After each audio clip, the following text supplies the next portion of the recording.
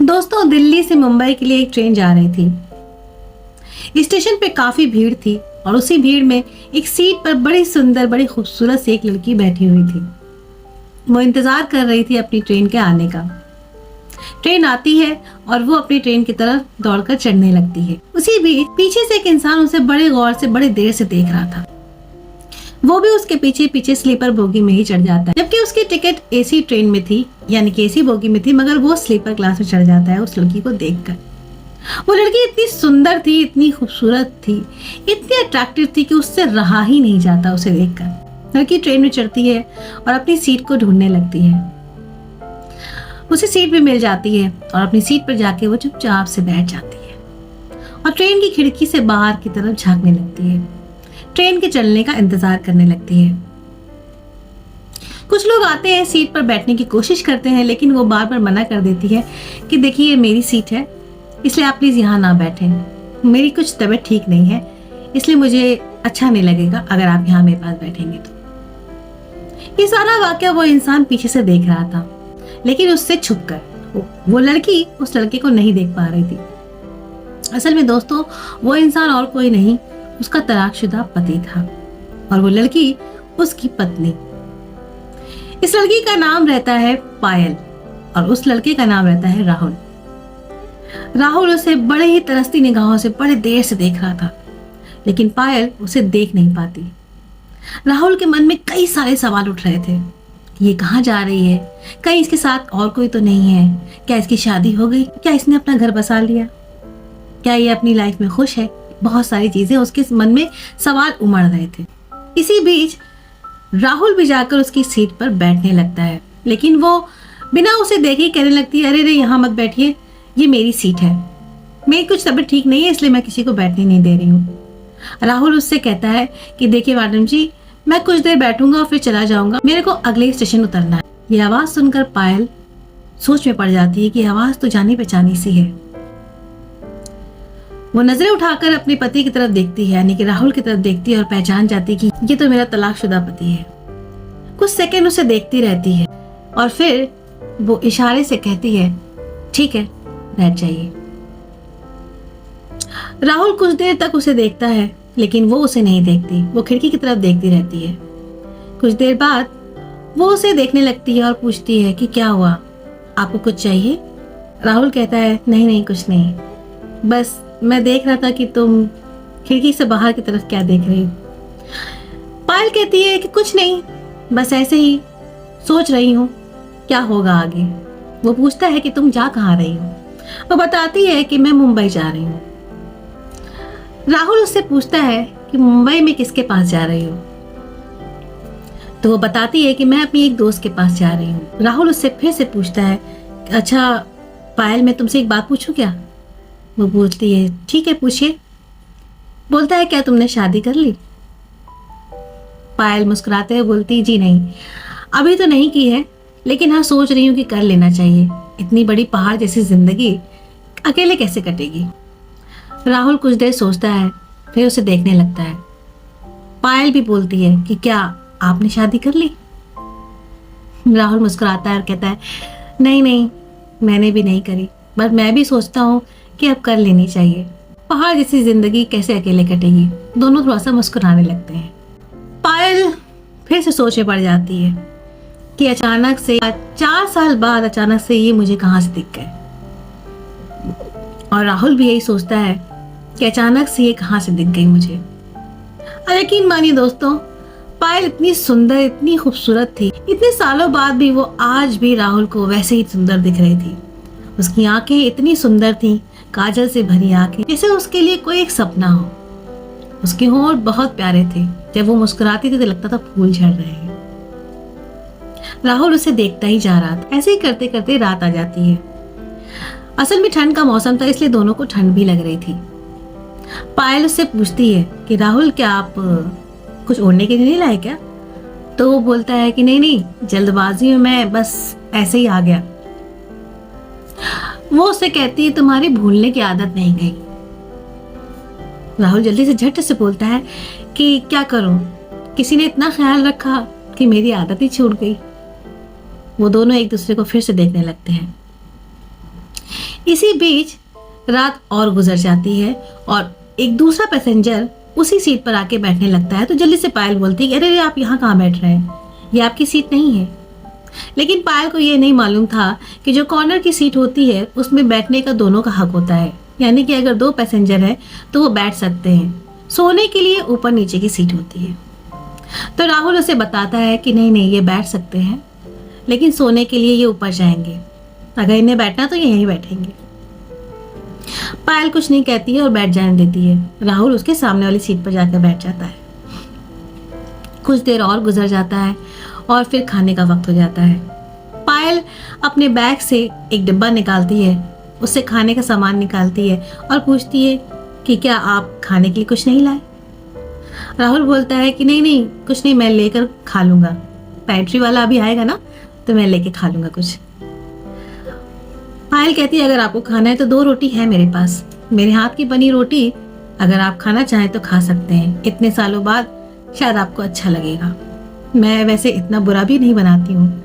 राहुल झट से बोलता है नहीं नहीं, तुम खाना बहुत टेस्टी बनाती थी। पायल जल्दी से पूछती है आपने कभी बताया नहीं, कभी मेरी तारीफ नहीं करी मेरे मुंह पे। राहुल फौरन बोलता है मैं डरता था ना कहीं तुम चने की झाड़ पे ना चढ़ जाओ। दोनों थोड़ा सा हंसने लगते हैं। लेकिन राहुल फिर से बोलता है लेकिन यकीन मानो तुम खाना बहुत अच्छा बनाती हो। पायल जल्दी से बोलती बनाती थी आपके लिए, अब मैं सिर्फ अपने लिए बनाती हूँ क्योंकि मैं अकेले रहती हूँ। जल्दी से राहुल पूछता है पायल मैं कुछ बोलना चाहता हूँ तुमसे। पायल बोलती है जी बताइए। राहुल फिर से चुप हो जाता है, कहता है नहीं नहीं कुछ नहीं। दोनों एक एक रोटी खाकर सोने के लिए तैयारी करने लगते हैं। रात ज्यादा हो जाती, ठंड भी बढ़ जाती है। पायल उससे फिर से पूछती है कि आपको ठंड लग रही होगी, क्या मैं आपको कंबल दे दूं? तो राहुल बोलता है अगर एक्स्ट्रा है तो दे दो। पायल बोलती है मेरे पास सिर्फ एक ही कंबल है और बैठने की भी जगह एक ही है और सोने की भी। आप एक काम करिए मैं इधर सिरहाना कर लेती हूँ और आप अपना सर उधर कर लीजिए, और एक ही कंबल है, सो जाते हैं उड़कर। रात बहुत ज्यादा हो गई है और सफर अभी बहुत लंबा है। राहुल ये सुनकर थोड़ा सा खुश हो जाता है और ये सोचने लगता है कि क्या सही में पायल आज भी मुझे प्यार करती है, क्या मुझे माफ करके मुझे अपना लेगी। ये ख्यालात उसके दिल में काफी देर से चल रहे थे, जो कि बार बार वो बोलना चाहता था पायल से, लेकिन वो बोल नहीं पा रहा था। दोस्तों कहानी बहुत ही सुंदर है, बहुत ही अच्छी, दिल को छू लेने वाली है, इसलिए प्लीज कहानी को लास्ट तक जरूर देखिएगा। मेरी हर एक स्टोरी में एक सीख होती है आप लोगों के लिए, जिससे किसी की जिंदगी बन सकती है। तो प्लीज मेरे चैनल को लाइक और सब्सक्राइब भी कर लीजिए, ताकि ऐसे ही वीडियो से आप मोटिवेट होते रहें और मुझे भी मोटिवेट करते रहें। चलिए आगे बढ़ते हैं। दोनों सीट पर सो जाते हैं और मन ही मन में सोचने लगते हैं कि क्या ये मुझसे आज भी प्यार करते हैं, और वो सोचता है क्या ये मुझसे आज भी प्यार करते। इसी कश्मकश में दोनों रात भर जागते हैं। सुबह हो जाती है और उनकी डेस्टिनेशन आ जाती है मुंबई। दोनों उतरते हैं और राहुल उससे कहता है कि क्या तुम सच में जा रही हो? पायल कहती जी हाँ, मैं रुक के क्या करूंगी। राहुल उससे पूछता है कि तुम कहाँ पर जा रही हो, लाओ मैं तुम्हें छोड़ देता हूँ।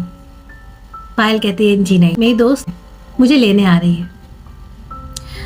थोड़ी देर गुजर जाता है, उसकी दोस्त को थोड़ा सा लेट हो जाता है आने में, तो वो फिर से राहुल उससे पूछता है कि पायल यहाँ तुम किस काम से आई हो, तुमने बताया नहीं। तो पायल उसे बताती है कि मेरी फ्रेंड ने मेरे लिए कोई एक रिश्ता देखा है, उसी लड़के से मिलने जा रही हूँ। राहुल बहुत ही उदास हो जाता है और मन ही मन सोचने लगता है कि काश ये मुझे माफ कर देती और मुझसे शादी कर लेती। पायल कहने लगती है मैं आपसे कुछ एक सवाल करूं? तो बोलता है जी बिल्कुल पूछो। हाँ हाँ बिल्कुल पूछो। कहती क्या तुमने पीना छोड़ दिया? राहुल कुछ देर चुप रहता है और कहता है सच बताऊं, मैंने 4 साल से शराब को छुआ भी नहीं। पायल उसे एक टक देखती रहती है, क्योंकि वो मन ही मन सोचने लगती है जिस कारण की वजह से हमारा तलाक हो गया था, ये इंसान उस कारण को ही छोड़ दिया। काश ये पहले छोड़ देता तो हमारी निभ जाती, हमारी जिंदगी सुधर जाती। और उससे रहा नहीं जाता है और ये बात वो राहुल से कह देती है, राहुल काश आप पहले ऐसा कर देते तो हमारी जिंदगी सुधर जाती, हमारी जिंदगी बन जाती, हमारी जिंदगी उजड़ती नहीं, हमारा घर बस जाता। राहुल कहता है सच बता रहा हूँ, मैं नहीं पीता। मेरी सारी बुरी आदतें तुम्हारे जाने के बाद खत्म हो गई। पायल उससे कहती मेरे जाने के बाद? मेरे रहते रहते क्यों नहीं छूटी? काश आप सुधर जाते तो हम दोनों की लाइफ बन जाती। राहुल सोचने लगता है कि ये ऐसी बात कर रही, कहीं ऐसा तो नहीं ये मुझे फिर से चाह रही, कहीं ऐसा तो नहीं इसके दिल में ये है कि मैं इसे फिर से अपना लूं, मैं उससे शादी कर लूं। वो उससे पूछने ही वाला था, उसकी दोस्त का कॉल आ जाता है कि तुम आ गई हो, जल्दी से जल्द बाहर निकलो और मैं गाड़ी में तुम्हारा वेट कर रही हूँ। वो राहुल से आनंद फानंद में कुछ कहती नहीं और निकलने लगती है। लेकिन मैं आपको एक बात बताना भूल, मैं जब सर्दी हो रही थी तो पायल ने राहुल को एक मफलर दिया था ओढ़ने के लिए। वो मफलर उसी के पास रह जाता है और वो मफलर राहुल उसके जाने के बाद देखता ही रह जाता है और वो कुछ नहीं कहता। थोड़ी दूर जाकर पायल रुकती है और कहती है वो मफलर आप रख लीजिए, वैसे मैंने बनाया तो किसी और के लिए था, लेकिन आपके ऊपर बहुत सूट कर रहा है। इतना बोल के वो निकल जाती है। राहुल मन ही मन बहुत सारे सवालों के साथ, बहुत सारी उम्मीदों के साथ वहां से चला जाता है, क्योंकि राहुल की मुंबई में एक फैक्ट्री थी। राहुल मन ही मन ये सोचने लगता है ऊपर वाले ने सब कुछ सही कर दिया, सब कुछ अच्छा कर दिया, क्या नहीं है मेरे पास? बस अगर कुछ नहीं है तो पायल। ये सोचकर वो उदास हो जाता है, उसकी आंखें थोड़ी सी भर जाती हैं। वहीं दूसरी तरफ पायल की दोस्त जिसका नाम सरिता था, सरिता उससे बोलती है क्या हुआ, कोई प्रॉब्लम तो नहीं हुई तुम्हें? पायल उससे बोलती है नहीं कोई प्रॉब्लम नहीं हुई, चलो अब घर चलते हैं, मैं बहुत थक गई हूँ। रास्ते में सरिता उससे पूछती है क्या हुआ, तुम बहुत गहरी सोच में हो, कुछ सोच रही हो क्या? तो पायल बताती है क्या बताऊं यार, इतने साल बाद एक भूली बिसरी याद आ गई। वो कहती मतलब? कहती मुझे ट्रेन में राहुल मिला था। तो सरिता जल्दी से बोलती है राहुल वही ना, तुम्हारा तलाकशुदा पति? तो बोलती है हाँ वही। सरिता थोड़ा सा गुस्से में आकर कहती है क्या तुम उसे अभी भी नहीं भूली? इतने कमीने इंसान को तो कोई भी भूल जाए, उसने तो तुम्हें समझा ही नहीं। कहाँ तुम कहाँ राहुल, तुम इतनी सुंदर, इतनी खूबसूरत, क्या नहीं है तुम्हारे पास? कोई कमी नहीं है, तुम्हारे पास तो हर हुनर था, तुम इतनी अच्छी थी, पढ़ी लिखी थी, तब भी राहुल ने समझा नहीं तुम्हें। वो कहती है मत बोलो यार, उसे देख के बड़ा तरस आ रहा था, उसने भी शादी नहीं करी। सरिता कहती है क्या तुम वही सोच रही हो जो मैं सोच रही हूँ, कहीं तुम उससे दोबारा तो नहीं? पायल बोलती है नहीं वो तो मैं बस ऐसे ही तुम्हें कह रही थी। दोस्तों, पायल उससे झूठ बोल रही थी। पायल के दिल में कहीं ना कहीं ये सवाल आ रहे थे कि यार वो तो सुधर गया है, क्या मैं फिर से अपना लूं उसे? क्या मेरी उससे फिर से शादी हो सकती है?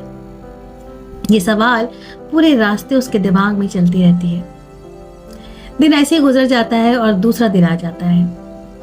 सरिता उससे बोलती है कि आज तुम्हें मैं उस लड़के से मिलाने ले चलूंगी जिससे तुम्हारी शादी करनी है मुझे, वो बहुत ही अच्छा लड़का है, तुम राहुल को भी भूल जाओगी। पायल कहती है ठीक है बाबा, मिलते हैं फिर देखते हैं क्या है। वहां फैक्ट्री में राहुल अपनी मैनेजर का वेट कर रहा था और वो मैनेजर कोई और नहीं सरिता ही थी।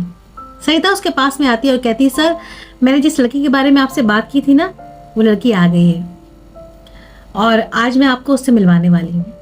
राहुल कहता है अरे हाँ यार जल्दी मिलवाओ, अब मैं सोच रहा हूँ शादी कर ही लेता हूँ, लेकिन मेरी ज़िंदगी में भी काफ़ी सारी प्रॉब्लम्स हैं। सरिता बोलती है क्या सर, मैं समझी नहीं। वो कहता है कुछ नहीं, पुरानी यादें लौट के आ रही हैं, मैं चाहता हूँ मेरी शादी हो जाए तो मैं सारी चीज़ें भूल जाऊँ।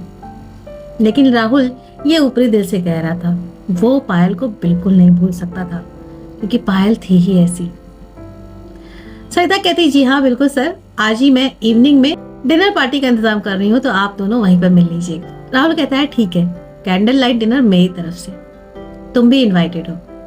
कहती है जी हाँ सर, मैं तो इनवाइटेड होंगी ही क्योंकि मैं ही तो आप दोनों को मिलवा रही हूँ। राहुल और सरिता हंसने लगते हैं। शाम होती है, वो टाइम भी आ जाता है, वो वक्त भी आ जाता है जब दोनों को मिलना था। सरिता पायल को लेकर राहुल के पास कैंडल लाइट डिनर के लिए पहुंचती है और आप यकीन मानिए जब राहुल पायल को ब्लैक साड़ी में देखता है ना, तो वो सब कुछ भूल जाता है। पायल और राहुल एक दूसरे को एक टक देख रहे थे। जैसे कि पहली बार देख रहे हो, जैसे कि कई साल बाद उन्हें कुछ ऐसा दिख गया हो जिसे देखकर वो बिल्कुल शॉक्ड हो गए। राहुल भी बहुत ही हैंडसम लग रहा था क्योंकि उसने भी ब्लैक कलर की शर्ट और डेनिम डाल रखी थी जिसमें वो बहुत हैंडसम दिख रहा था। दोनों एक दूसरे को देखकर मुस्कुराने लगते हैं और राहुल जल्दी से सरिता से बोलता है, क्या ये वही लड़की है जिससे तुम मेरी शादी कराना चाहती हो? सरिता जल्दी से बोलती, जी हाँ सर, ये वही लड़की है। राहुल पायल को देखकर जल्दी से बोलता है कि तुम चुप रहना, कुछ बोलना मत। राहुल बोलता, तुमने तो बोला था कि ये कुंवारी है। तो सरिता बोलती, जी हाँ सर, ये बिल्कुल कुंवारी है, बस इसकी उम्र 30 साल हो गई है, लेट हो गई थोड़ी शादी करने में, लेकिन सर ये बहुत सुंदर है, बहुत अच्छी भी है, आपको बहुत खुश रखेगी। राहुल जोर जोर से हंसने लगता है और कहता है, सरिता वैसे तुम ना बहुत ही स्वीट हो, क्योंकि तुम झूठ बहुत अच्छा बोलती हो। सरिता बोलती है, जी सर मैं समझी नहीं, मैं कुछ समझी नहीं। राहुल जल्दी से बोलता है कि सरिता ये लड़की और कोई नहीं, मेरी पहली तलाकशुदा बीवी है। सरिता बिल्कुल सटपट रह जाती है। वो एक टक राहुल को देखने लगती है और कहती है, सर वो मैं। राहुल कहता है, कुछ मत बोलो, तुम हम दोनों के लिए एक तरीके से भगवान का रूप हो। मैं जो बात पायल से ट्रेन में नहीं बोल पाया था वो मैं तुम्हारे सामने बोलना चाहता हूँ कि पायल, क्या तुम मेरी बीवी फिर से बनना चाहती हो? क्या तुम मेरी जिंदगी में फिर से आ सकती हो?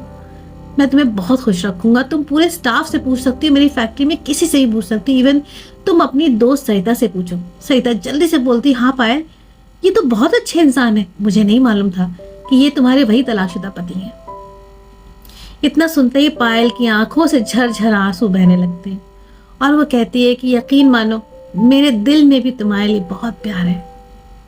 और ये कहते ही दोनों एक दूसरे से गले लग जाते हैं। दोस्तों ये कहानी बहुत दिल को छू लेने वाली कहानी है, लेकिन इस कहानी के माध्यम से मैं आप लोगों तक एक यही मोटिव है मेरा कि आप अपनी लाइफ में कभी भी कोई ऐसी गलती ना करें जिससे आपकी लाइफ बर्बाद हो जाए। ये कहानी को सुनने के बाद कई लोग इस कहानी से जुड़ गए होंगे, उन्हें लग रहा होगा कि क्या मेरी जिंदगी में भी ऐसा हो सकता है कि मेरी किसी से पहले तलाक हो गई और वो मुझे फिर से मिल जाए। दोस्तों वक्त रहते आप समझ जाइए, वरना वक्त किसी के लिए रुकता नहीं है। अपनी लाइफ में जो भी आपको प्यार करते हैं ना, उन्हें पकड़ कर चलिए। और खास तौर पे आपके लाइफ पार्टनर, आपका लाइफ पार्टनर आपके लिए सब कुछ होता है, बच्चों से भी ज्यादा। एक तरीके से आप देखिए तो बच्चे भी शादी करके अपने अपने घर में सेट हो जाते हैं, लेकिन जो आपका लाइफ पार्टनर है ना, वो बुढ़ापे तक, इवन मरते दम तक आपके साथ रहता है। लड़ाई झगड़ा सबके साथ में होता है, लेकिन ये तलाक शब्द, ये तलाक लफ्ज से मुझे बहुत चिढ़ है। और मैं ये कहानी के माध्यम से, इस कहानी के जरिए से उन लोगों तक ये बात पहुंचाना चाहती हूँ जो लोग तलाक लेने की सोच रहे हैं, डिवोर्स लेने की सोच रहे हैं। आप एक बार जरूर सोचिए कि आपकी ये डिवोर्स किस वजह से हो रहा है, आपकी ईगो की वजह से या आपकी नासमझी की वजह से, क्या वजह क्या है, एक दफा जरूर सोचिएगा। तो मैं समझूंगी कि मेरे इस वीडियो को बनाने का मकसद पूरा हो गया। तो कमेंट में जाके जरूर बताइए कि आपको ये वीडियो कैसा लगा, ये कहानी कैसी लगी, आपकी क्या राय है मेरे इस वीडियो पे। और मेरे चैनल को लाइक और सब्सक्राइब जरूर कर लीजिए दोस्तों, क्योंकि मैं बहुत ज़्यादा मेहनत करती हूँ आप लोगों के लिए। और आपके एक सब्सक्राइब के बटन से, एक शेयर के बटन से मुझे बहुत मोटिवेशन मिलता है। तो please like and subscribe to my channel. और मैं मिलती हूँ आपसे नेक्स्ट वीडियो में कुछ इसी तरीके की स्टोरी या वीडियो को लेकर, जिससे आप मोटिवेट हो सके और आपको आपकी ज़िंदगी में वो मालूम पड़ सके जो आप भूल गए हैं। और हाँ, मेरे वीडियो को देखने के लिए थैंक यू दोस्तों। इसी तरह से मोटिवेट होने के लिए मेरे चैनल को लाइक और सब्सक्राइब करें। थैंक यू दोस्तों।